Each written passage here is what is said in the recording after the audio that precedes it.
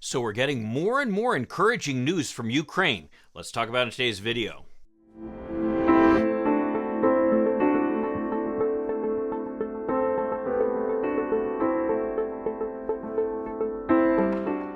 Hi, I'm Mike Greiner. I'm a lifelong Democratic activist who's concerned about the direction our country is taking. I'm also a lawyer and an academic, and I'm here to help you stand up to the BS of the MAGA crowd.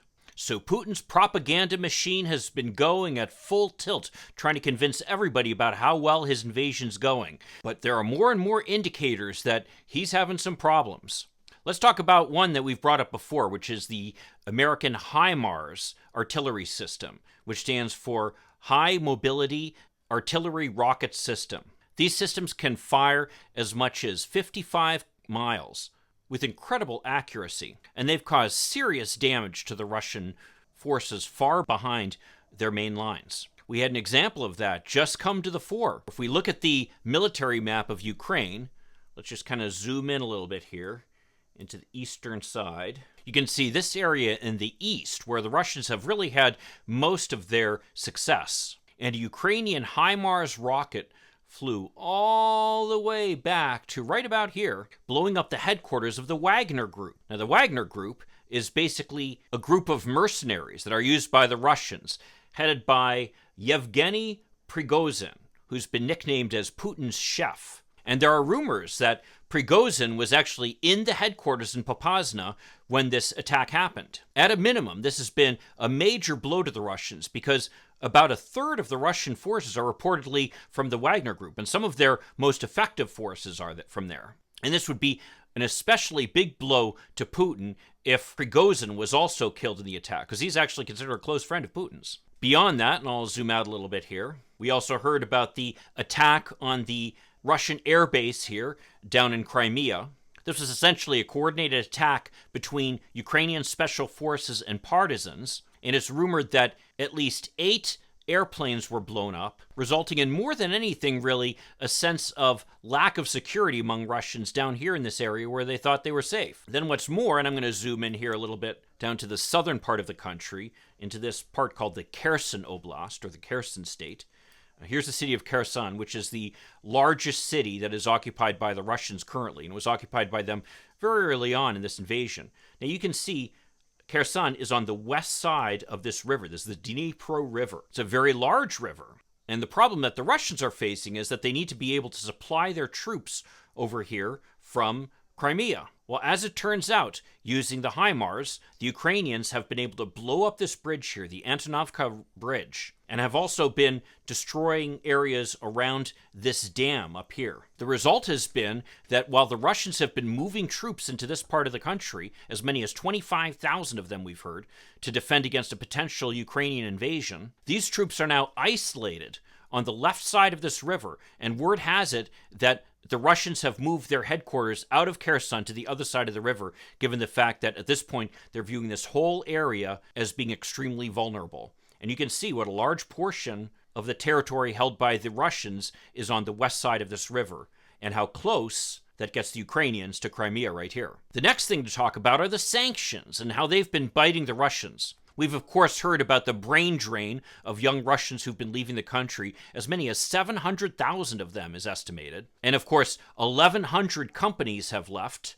Inflation and unemployment are high, with inflation hitting as much as 20% and unemployment nearing 40% reportedly. Now, of course, Putin is really good at his propaganda, trying to convince people that he's doing well. But the truth is, analysis done by Yale University has indicated that that propaganda is really without basis. Putin points to the fact that the ruble has held its value, but the fact is the ruble is not actively traded on markets at this point. So if you had a ruble in Russia and you wanted to trade it in for American dollars, you couldn't do it. Yes, they may be worth something, but they're worth something in theory. But theory isn't going to pay anybody's bills. Similarly, Putin points to the fact that the stock market has stabilized after having dropped about 50%. Now, let me just say this. If the stock market dropped 50% in the United States, there'd be some serious chaos going on here. Nevertheless, though, part of the reason that it hasn't gone any lower than that is that they're not allowing foreigners to sell any stock. So literally, if you're not a Russian, you can't sell your stock.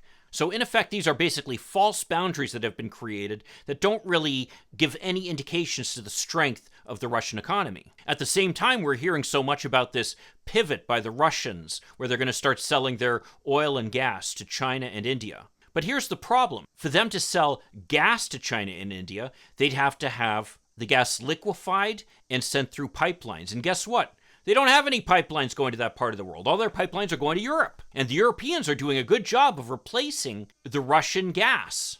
Similarly, the Russians are very proud of the fact that they've been able to sell oil to the Indians and Chinese. But with the price of oil dropping down below $90 a barrel, and potentially dropping below $80 a barrel is what's predicted at this point, that means that the Indians and Chinese, who really have all the bargaining power in this relationship, are only buying the oil from the Russians at a deep discount. So it's estimated that the Russians are selling the Chinese and the Indians oil at as low at $55 a barrel. Now, the problem for Russia is at that price, they're barely making any profit because, as it turns out, even though they're a member of OPEC Plus, they are actually the least efficient producer of oil in the cartel. This all comes on top of the fact that the Russian government at this point is running a huge deficit. And unlike in the United States or other countries, we're able to sell our debt because of the fact that the Russians have defaulted on their debt.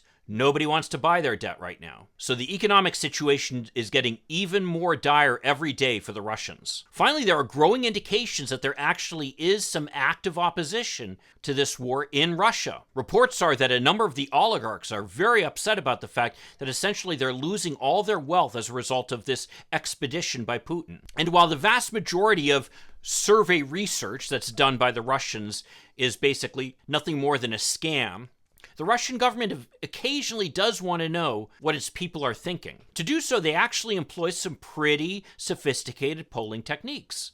And one thing that they did, according to information that is leaked out of Russia, is they conducted a survey in which they asked not whether people were in favor of the war or opposed to it, but instead asked whether people thought they should continue the war or should start peace talks. Well, as it turns out, opinion was split evenly, 44-44 to that question, with 12% not responding. And given the fact that Russians really are afraid of speaking their opinion, given the potential consequences they could face from their government, I think it's fair to say that the vast majority of that 12% who are not responding are opposed. What's more is strong pluralities of respondents both in Moscow and St. Petersburg, this country's two largest cities, as well as young people under 35 years old, were strongly in favor of starting peace talks. And we're getting this data at the same time as a poll of Ukrainians is showing that they remain firmly committed to the war and believe strongly that they're going to win. So much for any decline in their morale. So what does Russia have left? Well, they've got artillery, which they continue to use in an indiscriminate fashion. Because the truth of the matter is that's all they've got going for them. They've continued their invasion over here in the east. And according to this map, they've also started pushing a little bit in the south, as well as toward Kharkiv. But the truth of the matter is, having watched their advance closely over the last several months, their advance has slowed to a crawl. These invasions at this point are achieving virtually nothing, given the fact that HIMARS has pushed back the Russian supply chains far into their territory, making it more difficult for the Russians to supply their troops. And reports are that the Russians are losing as many as 500 soldiers a day, losses that frankly are unsustainable and are part of the reason why the Secretary of Defense recently stated that Russia is running out of the ability to continue its war. Well, if you want to see more about how badly this war has been going for Vladimir Putin, check out this video I did a little while ago over here. They were very proud of the fact that they were able to occupy Mariupol, but the reality is that was not necessarily a good victory for them. And it points to the fundamental problem that the Russians are dealing with, which is that their tactics are creating huge casualties for them, casualties that will be unsustainable for them in the long run. I'll see you then. In the meantime, let's hope for continued progress. Thank you.